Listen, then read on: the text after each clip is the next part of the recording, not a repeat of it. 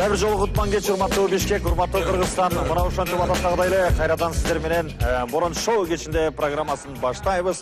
Кол чаңыңыздар менен Борончу Кудай берген, жана ошондой эле Эльвира Маликаны чакырып койгонго уруксат этиңиздер.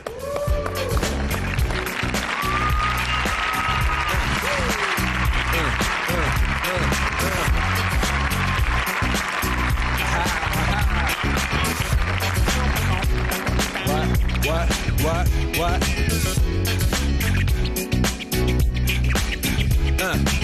On your mark, ready, set, let's go. Dance floor pro, I know, you know, I go psycho when my new joint hit. Just can't sit, gotta get jiggy with it. That's it, now honey, come ride. DKNY, all up in my eye.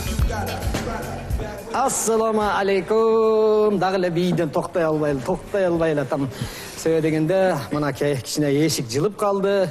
Көңүлүбүз да көтөрүңкү болуп калды. Кайрадан жолгошуп отурганыбызга миң мертебе Кудайыма шүгүрчүлүк, элибизге тынччылык, токчулук болсун. Дагы бир жолу айтып коелу, мына биздин көрсөтүүбүздүн башкы демөөрчүсү Тексан деген мындай жакшынакай кылып биздин Бишкек шаарын жаркыратып аткан Тексан биздин башкы демөөрчү. Жөнөтүп аткан каттарыңыздарга, бизге жөнөтүп аткан сүрөттөргө, видеоңуздарга аябай чоң ырасчылык айтабыз. Дагы жөнөтө бериңиздер, сапаттуураак кылып дагы жөнөтүңүздөр.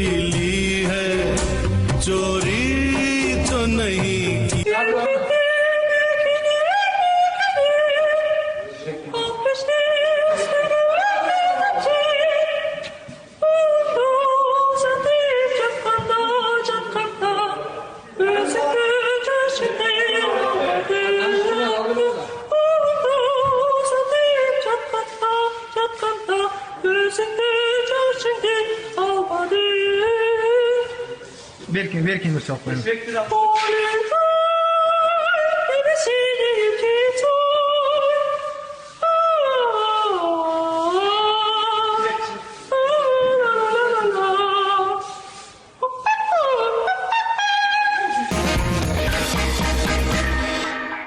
Келиңиздер эми кыздарыбыз менен мына бүгүн буюрса бисмилла деп баштап алдык. Бир баштайлы, кандай дейсиздер? Баштардын алдында биздин өзүбүздүн адаттагыдай эле кичине жылмайып алалы деген жерибиз бар. Бул жактан элдин дагы жөнөткөн бир жакшы, бир-эки жылмайып кое турган жакшынакай бир жазып жөнөтүшкөн экен биздин Инстаграмга. Аял заты табышпактуу жан болот дейт. Туулган күнү бар, бирок туулган жылы жок дейт. Сен туулган күнүн, аял затыңдын туулган күнүн унутпаш үчүн бир жолу унутуп калсаң, аялың туулган күнүн өмүр бою эсиңен чыккыс кылып коет дегендей да, аял заттын табияты. Ошондой эле аял затындагы котормочу десек жаңылышпайбыз дейт. Не себептен котормочу деген? Аял заты дейт, мастын жөөлүгөнүн дагы, наристенин күлдүргөнүн дагы түшүнөт экен. Караңыздар, кандай гана котормочу болосуңар, Аял заты ушундай адам болот экен, сенин костюмуңдагы башка бирөөнүн чачын 5 метрден көрүп коет экен да, аял карап туруп, тетиги жерде бирөөнүн чачы жабышып турат, Маликаныкы, Эльвираныкыбы деп туруп, алыстан көрүп коет экен, чачты. Бирок эмнегедир эле өзүнүн машинесин токтотуп атканда аркасындагы чоң сементти көрбөй калат экен. Мына караңыздар. Аял затынын машина айдаганы бир өзгөчө. Эгерде Токтогул көчөсү бир тарапка кете турган болсо, Киев көчөсү бир тарапка кете турган болсо, Токтогул көчөсүндөгү ошол элдер бул тарапка айдап келатса, аял заты ошол алдынан чыгып алып туруп, ошол көздөй айдап барат. Гаита сол, неге мындайын айдап келатасың десе, эмне дейт дебейсиң? Ушул жерде распродажа болуп атыптыр дейт. Ал кандай кылып айдап келатат, эмес жок экен, чатагы жок экен. Ошондой эле күйөөсү айтыптыр аялына. Аял заты айбанаттарга өмүр бою карызсыңар дейт. Силер өмүр бою айбанаттарга карыз экенсиңер. Билип алгыла. Эмне дегенде? Шуба топуңардын баары норкадан болуп атабы? Крокодил болсо сумкаңардын терисин сыйрып сумка кылып алып атасыңар. Жылан байкуш туфли кылып кийип алып атасыңар. Анан ошолордун баарын тапкан үйдөгү бир байкуш эшек дайыма издеп таап келет дейт. Ошон үчүн жаныбарларга силер рахмат айтып турушуңар керек. Баян Акмат деген жигитти чакырабыз. Кол чабуулар менен маэстро.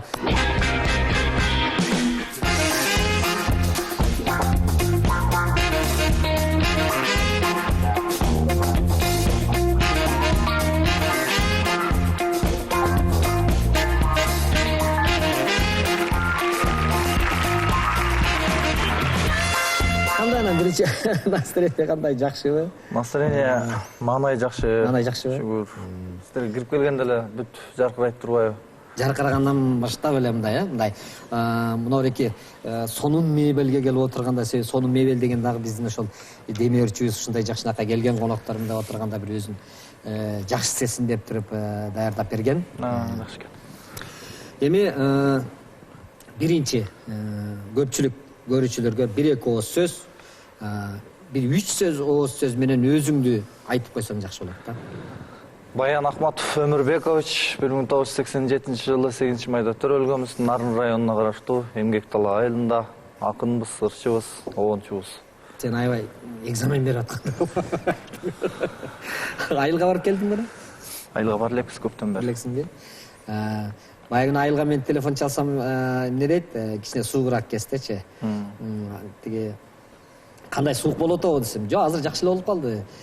Ой, баягы 45 болот эле, азыр 25 болуп өзүнө келип калды дегендей болуп. Биз жакта суук бирде 3 күндө кыйналып кеткен болсок, баягыда суук болгондо чурулдап. Бизде болсо 3 айга чейин шашпай. Айылды барып сагынып дегендей.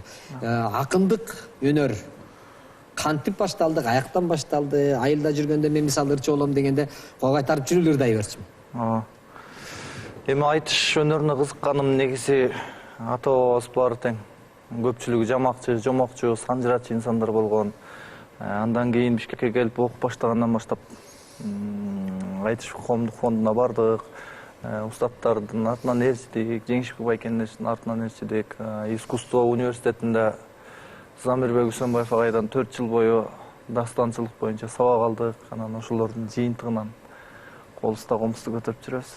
Өзүңчү ар жактан өзүң. Ар жактан Ата тегиң. Ата тегибиз да бар. Көпчүлүк баардыгы тең эле жамакчы инсандар. Өзү мурда комуз кармагы чакты, жөн эле комузу жок эле жамактап. Мен Чубак Сатаев менен иштешип калгам. Ал киши бир жерге конокко барып калганда, илгери ушундай эле го, бир жерге кой союп алып, таңаткыча тосуп эле ырдатып ошентип берет эмес беле. Ошол жерге барып калганда анан жамактап кирет эле да. Комузу жок элечи. Андай ошентип өнөрдү баштадым жамактаган. Жамактаган эми айтыштын көп экен, татаал экен. Албетте биринчи жамакчылык. Айта берсең болот, жамакчылыктын түрү бар. Кирип келе жатканда алгач партаны ачканда борончу деген агабыз тосуп алып маңдайдан ырларым менен арубактап даяр турат, таңдайдан айтыш керек. Борончу кейси шоуга келгенде чыгармачылык деген ал жайдан деген сыяктуу уйкаштырып кете берсе көп. Бирок уйкаштырып кете берсе деп сен айтып койгонуң менен биз өзүбүздү уйкаштыра албайбыз. Эки сөздүн башы. Биз уйкашкан сөздү окуй албайбыз. Ал дагы өнөр болуш керек. Анткени акын импровизатор деген бул өзү кыргыз, казак, ошо түбү өзү ушул Кыргызда эле башталган болсо. Башка жактарда да улутта барбы ушул? Жок, башка улуттарда көп болгон. Араб мамлекетинде да көп болгон, кезинде аябай көп болгон. Акындык. адабияттын, маданияттын чордону болгон 6-7 кылымдарда, 8-9 кылымдарга чейин адабияттын, маданияттын чордону болуп келген. Андан кийин болсо Түркияда да бар, озанчылар деп коет. Негизинен Өзбекстанда да бар. Алан негизгисинен сакталып калган эле кыргыз менен казакта бар азыр. Аларда деле ушинтип эле айтышат. Албетте. Сөздү көркөмдөп ыр токуйт.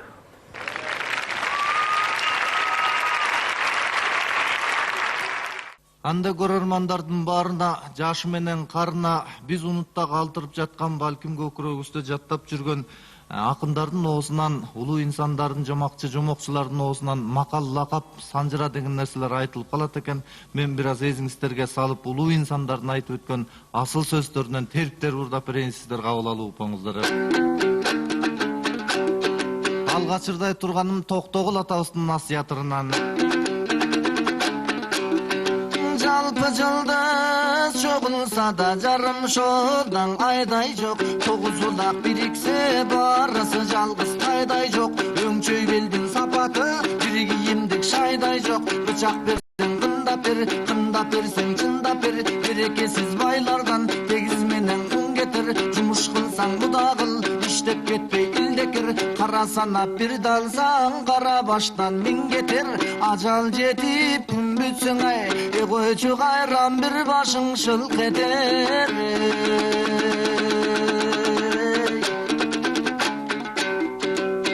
Андан кийинки болсо Калыгул атабыздын асыл сөздөрүнөн айта кетейин.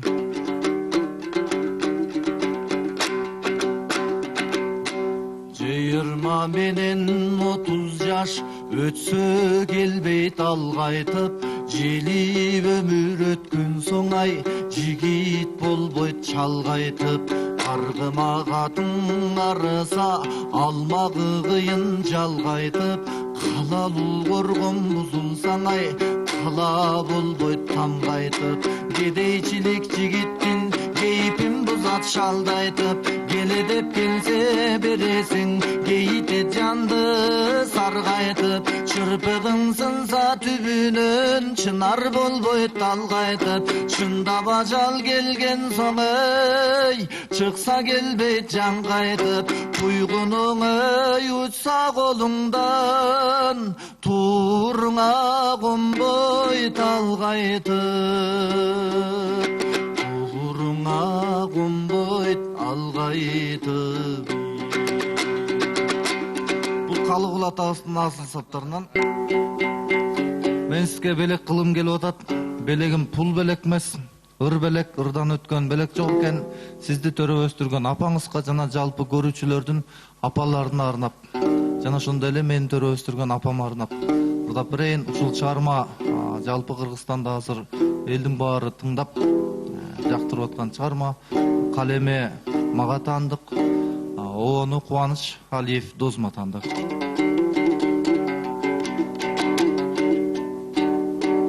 Ойнотуп бизди жетелеп, орутпай бактың бөпөлөп, калкалап мерим жамалың, карызбыз сизге эселеп.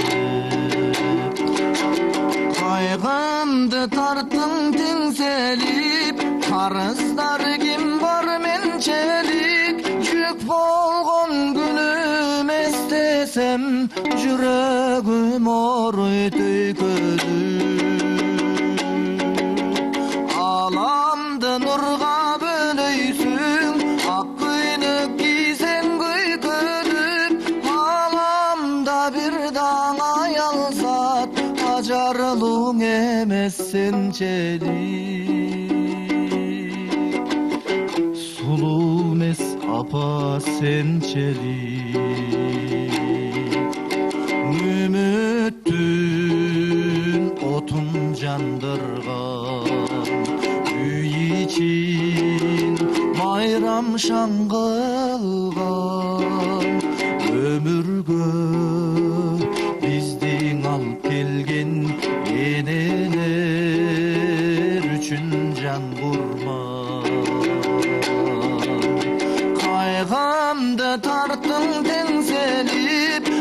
Qarızlar kim var mençelik Yük bolgon günüm estesem Yüreğim oruy töykölük Alamda nurga bölöysün Ak köynök giysen köykölük Alamda bir dağ yalzat Acarlığın emes sençelik Sulu mes apa sençelik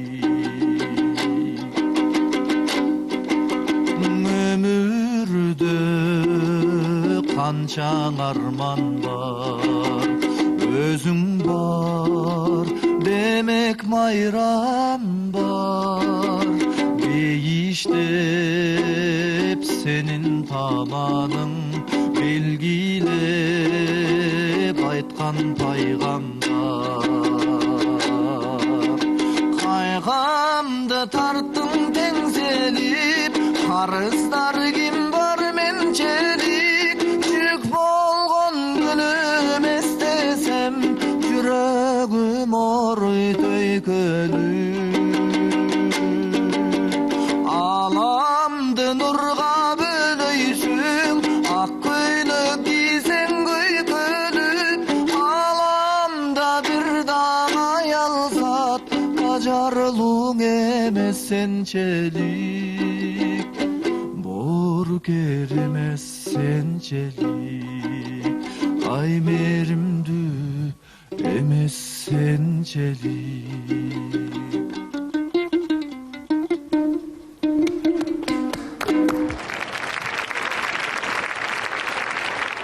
Рахмат, дагы мына азыркыдай болгон ырларды жарата бергин. Себеби дегенде бул келечеги бар, түбөлүктүү, элдин эсинде калып кала турган жеңил ырлардан эмес, ушундай жакшынакай ырлардан элибизге тартуулап, ийгиликтерге жетише бергин. Рахмат.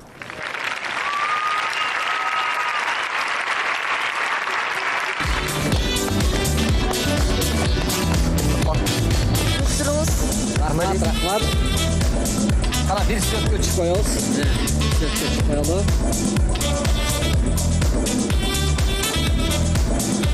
Рахмат. Сизге ийгилик болсун. Убактын бөлүп келгениңе чоң рахмат. Дайыма Кыргыздын даңазалап жүрө берген жигиттерден бар. Айтқаныңыз келсин.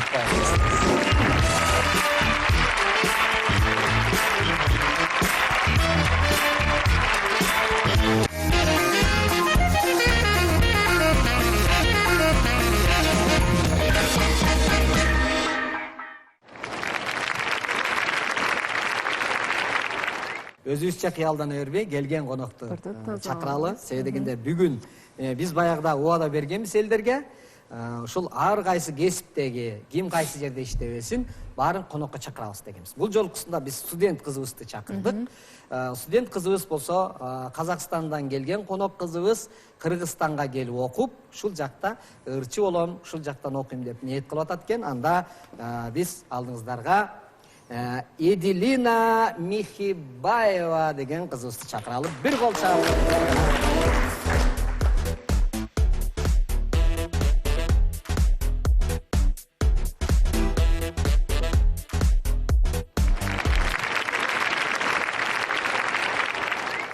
Жакшы настроение кандай? Жакшы, рахмет, баары жакшы. Мен мына бүгүнгө бизге конокко убакыт бөлүп келгениңизге рахмат биринчиден.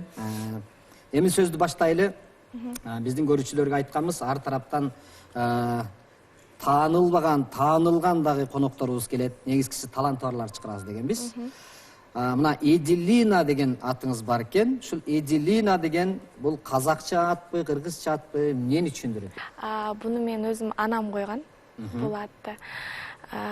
Бул өзгөчө болуп турсын, бүт неден өзгөчө болуп, мындай өзгөлөнүп турсун деп сондай кылып койгон ат болгонда. Бир нерсени түшүндүрбөйбү? Жөнөр өзгөчө болуп турсун. Да, өзгөчөлөнүп, например, бир лан деген жалбырак болгон. Ошентип айттыңыз. Лан деген жалбырак апамдын эң жакшы көрген жалбырагы болгонда. Сол жалбырак менен ал кандай? Лан деген жалбырак ол өзү дары жасап, нелерди, сондай бир нелерди. Үйдө өсөбү? Ол үйдө да өсөт, неден да өсөт, далада да өсөт да. Сол немен не кылып анан эсин өзү не кылып, потом Эдилана деп өзү сондай кылып өзгөчө кылып койганда. Аты өзү Лана экен да. Лана. Анан өзү косуп койгон. Эдилана деп өзгөчө болсун деп. Бүгүн элестете албайм. Бака жалбыракка окшошпу жагандай. Жок, ол өзгөчө башкачараак өзүнүн. Бака жалбырактан башка. Бака жалбырак. Бака жалбырак Ат кулакка окшошураак. Билем, билем. Тамаша эми. Ат койгондо ошондо бир жакшы ниет тилек кылып ат коюлат экен. Мына мисалы мен деле эми мисалы Таалай деп ат коет, таалайлуу болсун деп, Бакыт деп ат коет, бактылуу болсун деп турабы, Анан случайно Борончу деп койду дегендей. Ошон үчүн эми өзүң элдин баары эле биринчи жолу көрүп атса көпчүлүгү ким болду экен, каяктан келди экен, кандай кыз экен дегенде бир оз өзүң жөнүндө тааныштырып койсоң. Өзүм жөнүндө мен казактын кызы болом. Папам Казакстанда, Чуда, Чу каласынан болом. Сол жерде турамыз. Данный момент азыр апам өзүмдүн чоң апам, ажем Кыргызстанда, Бишкекте турат. Сен менен чоң экен да. Менен бирге турат. Анам менен атам неде? Казакстанда. Бул жакта каерде келип окуп атасың, Кыргызстанга келип? Бүбүсара Бешеналиева университетинде окуйм, 2-нчи курста, эстрада факультетинде. Жакшы. Ошондо эмне себептен биздин Кыргызстанга келип билим алып атасың? Казакстандыкына караганда Кыргызстанда билими мындай тажрыйба биякта башкача экен жагандай. Билмейм, бирок мен өзүм анам кыргыз. Анам Кыргызда окусун, Кыргызстанда окусун деп сондай не кылып Кыргызстанга келди го энди. Кыргызстанда образование алсын деп. Билмейм, маган Кыргызстан каласы катуу унайт, өзүмө жагат. Казакстанда комуз жок болот деп комузда. Жакшы, анда баары бир мындайча айтканда таекелериңе келген экенсиң да? Таекелерим. Таеке дегенди казакча эмне деп айтат? Тайке дегенде Анаш дечи беле? Да, анаш дейт, анаш деп айтат. Эми Тайке деген ол мама жактагы нени айтып атсыз, Мама жак туугандар. Да. Мамаңдын туугандары экенсиз да, ошондо. Ошондо мен сени тайкең кылам. Мен тайке деп жүрмөк кылам. Анан бияка келгенде казак менен эми кыргыздын тили окшош эле го. Бияка келгенде тилден кыйналган жоксуңбу? Жок, кыйналган жокмун. Бирок кичине, конечно, болду, но уже көнүп кеттим, уже түшүнөм. Окшош эле да. Окшойт. Мына мисалы сен сүйлөсөң мен деле түшүнүп атам. Ошон үчүн оңой эле экен депчиде. Эми мына өзүң студент болуп келдиң бияка.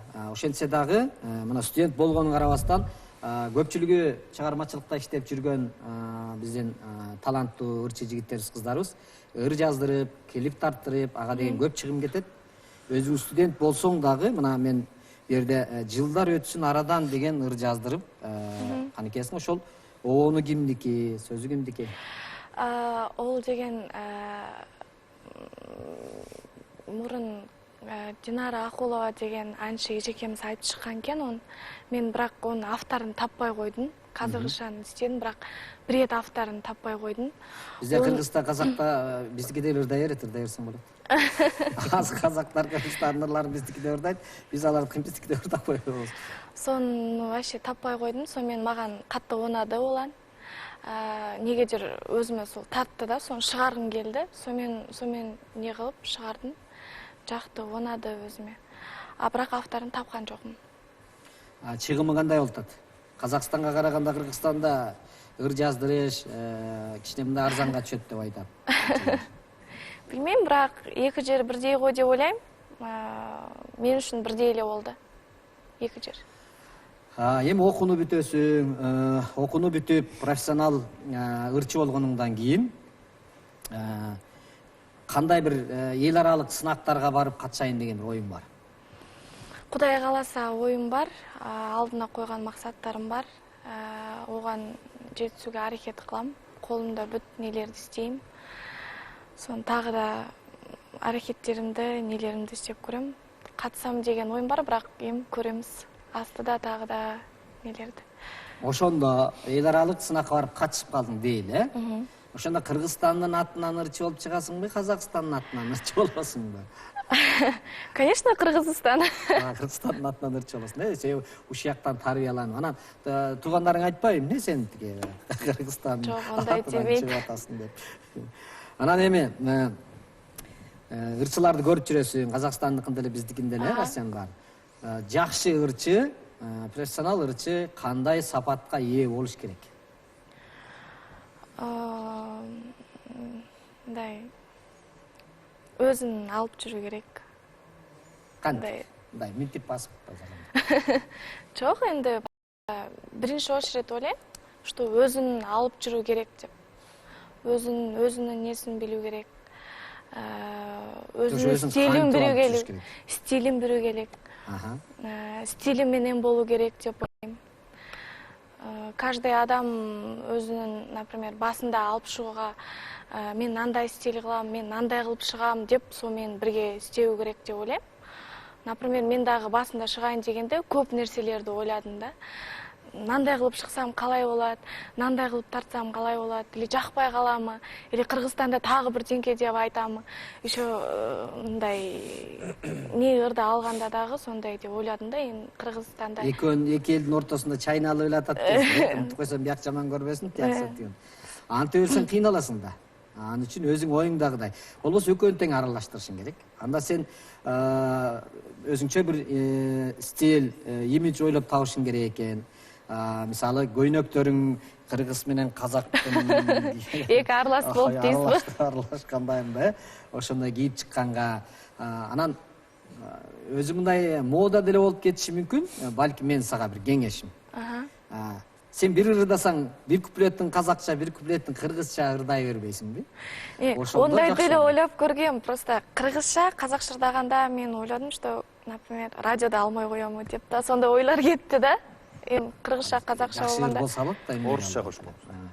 Анда орусча үчөөнү попури кылып коём да. Элдин баарына түшүнүктүү болсун. Биринчи шоу көрсөтүүсүнүн башкы демөөрчүсү Texan фирмасы мына ушул азыр сиздерди жарнамага көңүл буруп койсоңуздар.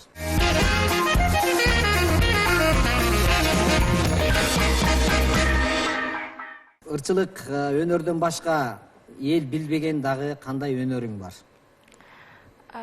Басында бийлеп жүргөм. Бийлеп жүргөм. Кандай, мындай бир современный бий же? Современный бийлеп жүргөм. Мындай эл билмейт да, бирок жакшы бийлеп кичке чагымдан бери. Азыр музыка коюп беребиз. Ушул жерден элдин алдына билбеген кандай бийлейт экенсиң баарыбыз көрөлү. Күнөө бололу. Эгерде жигит керек болгон болчосо мына бизде дайыма жигит даяр. Жерде турат мынакей, кыргыз менен казак окшош эле мына өзү казактын дагы Бекежан деген актердун окшошуп кетет. Жакшы бийлебесең, жаа менен ат үрүшү да мүмкүн. Төлөгөн менен Бекежандай болот. Жаасы да бар дейт. Жаасы да бар. Анда биздин музыкантыбыз Жумадил бир жакшынакай музыка, шаңдуу музыка. Казактын музыкасына бийлеп бересиңби же кыргыздын же чет мамлекеттикине? Кыргызстан деп ойлойм. Кыргыз жеринде болгондо энди шаңдуу бир музыкасына, Анда Жумадил Кыргызстандын бир шаңдуу музыкасын коюп бер. Бизге азыр Эдилана, мен Эдилина да болгон турам. Эдилана кызыбыз бийлеп берет. Баштадык. Ана келиңиз, сизди бияка чакырабыз.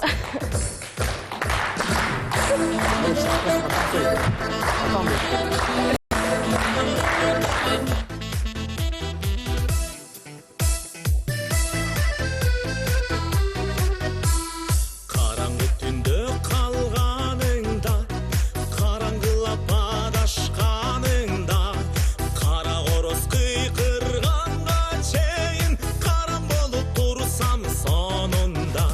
Кый корозо кыйкырганга чейин, кый корозо кыйкырганга чейин, мен сүйөмүн деле сен сүйбөйсүң, дадагаңа болуп эле кетейин. Мен сүйөмүн деле сен сүйбөйсүң,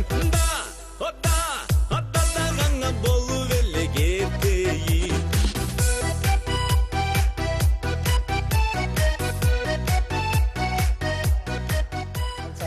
Şimdi başkaça biletkin.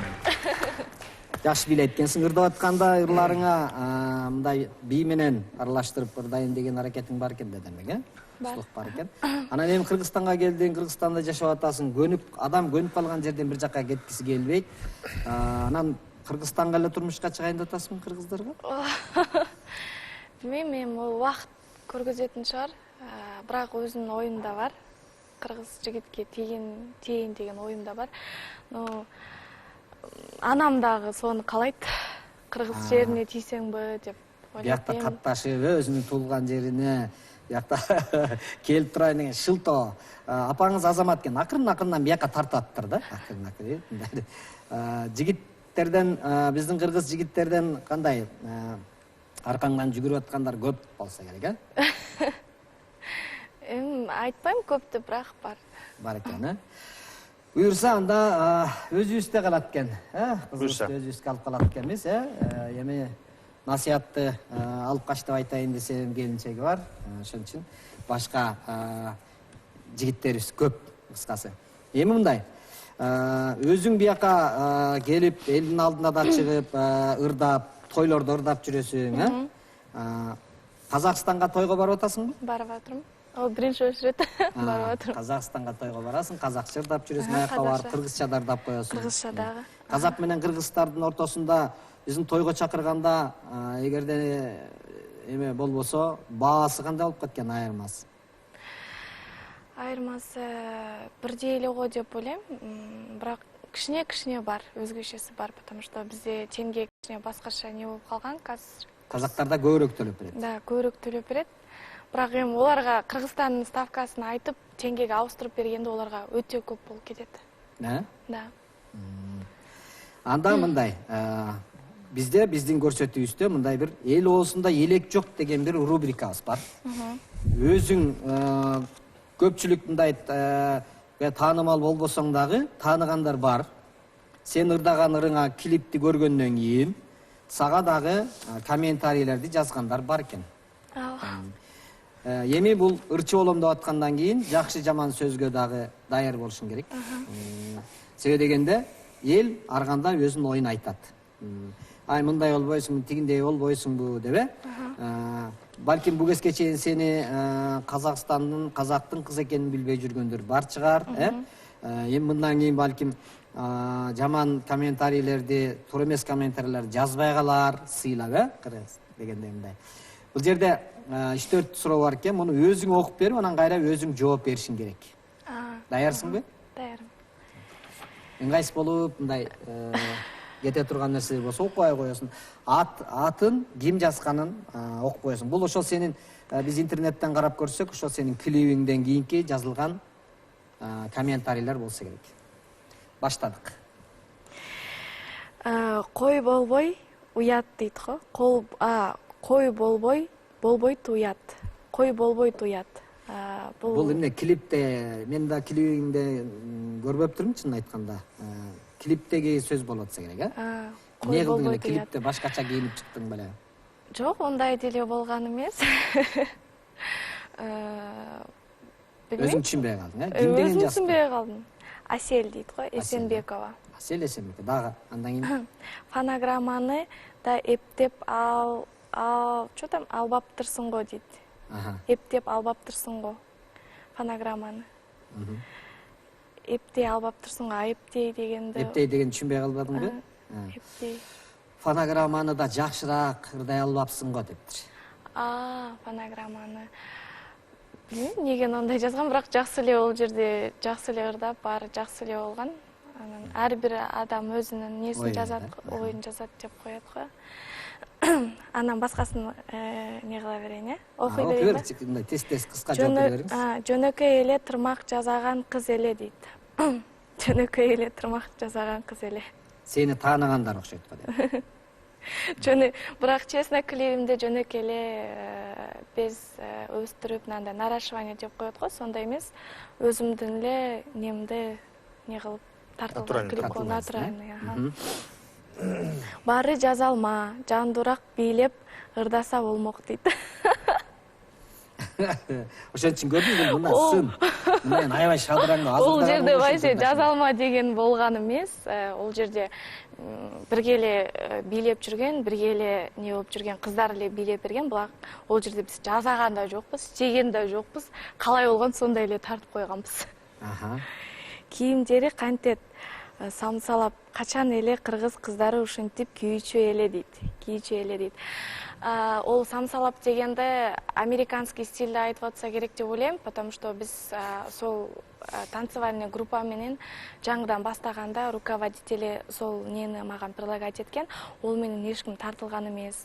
Мен тартып көрмейікпі деп, американский стилден бір эле стилін алғанбыз. Соны тартқанбыз, соны айтып атқан. Самсалаган көйнөк беле. Самсалаган көйнек емес, ол просто кыргыздарды бізде шалбар деп коет, кыргыздарда шым деп коетун шығар, е. Сол шымдын сонун эле сыртында бір не болгон, юбка сыяктуу болгон, андай. Шымдын бага элегинде мындай самсалаган Да, самсалаган нелер болгон. Сен ошо килибиңди кызыктырып атабыз элге кийин көрсүн депчи. Эмнеси эле самсалап атат болду көрөтөм. Ырдабаган ушул эле калды эле дейт. Ырдабаган ушул эле калды эле. Это калды эле. Ошол ырчы кыз калды эле да? Жок, андай эмес. Башкасы бүт ырдап салган, ошол эле калды. Мен калган. Баары ырдап эле ушу сен эле калдысың да дегендей да. Жылдар өтсүн арадан Динара эжеке, Анжелика эжеке ырдап чыккан го дейм, э. Мурда ырдап чыгышкан көпүрчүлөр, анан олар клип тартпаган экен. Сонун биринчи очередь карагам. Что клип тартылбаган болсо мен чыгарайын. Ушуларды сен эле ырдабай калдың эле, калгандар деген мааниде айтып атат. Сондай да айттыр. Болду го. Болду экен, э? Ол чаап кое берели анда мынакей.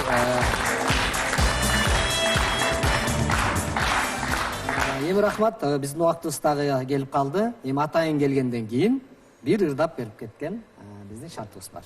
Келиңиз.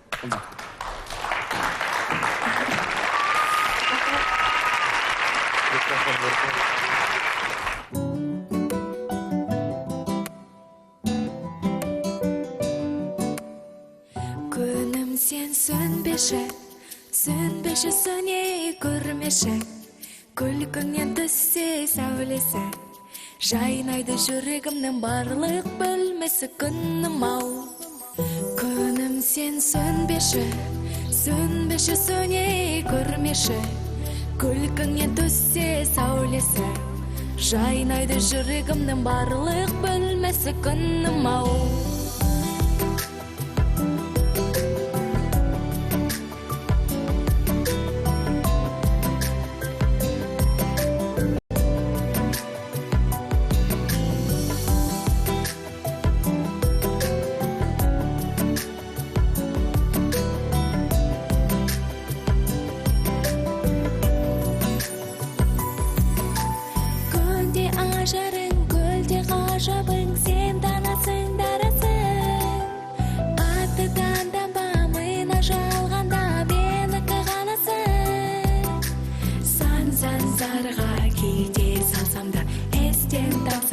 Сүймеймін демедің, сол мен өзіңді, мен бір өзіңді жақсы көремін.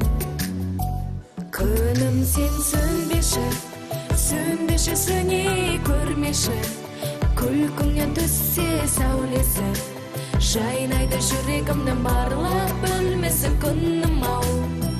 Күнім сен сөнбеші, сөнбеші сөней көрмеші, күлкіңнен түссе сәулесі, жайнайды жүрегімнің барлық бөлмесі күнім ау.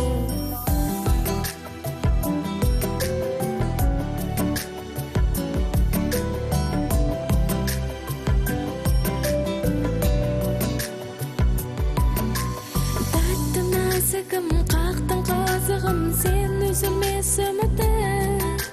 Үні сезімін, нұрлы көзіңнің, жанымды мені жылытты.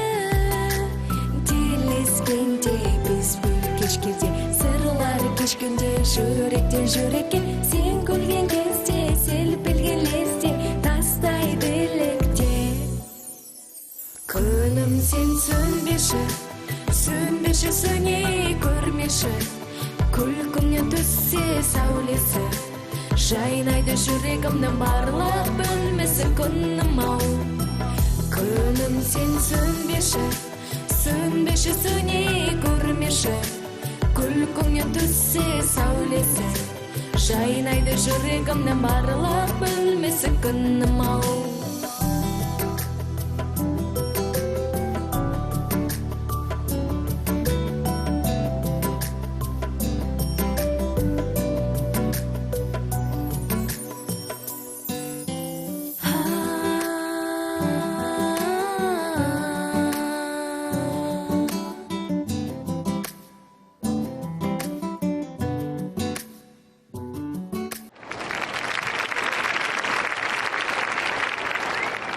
Кыргызстанды келип жакшы көрүп, Кыргызстанда окуп, жерден билим алып, келечекте ырчы болсо мына ошол кыргыздын атынан чыгам деп аткан Эдилана деген кызыбызга рахмат. Бир кол чаап коюңуздар да бир жолу. Ал эми биздин кыздарды студияга чакырып коелу.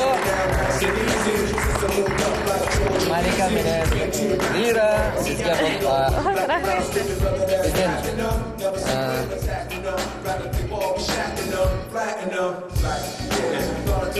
биздин көрсөтүүнүн башкы демөөрчүсү Texan деген фирмадан үйгө алып барып, мына үйдү жаркылдатып, бул жарыктардын мына ушул шаарчасын түзө турган фирма экен.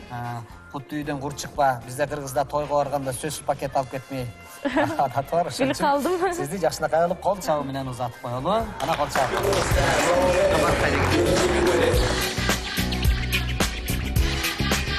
Getting jiggy with it.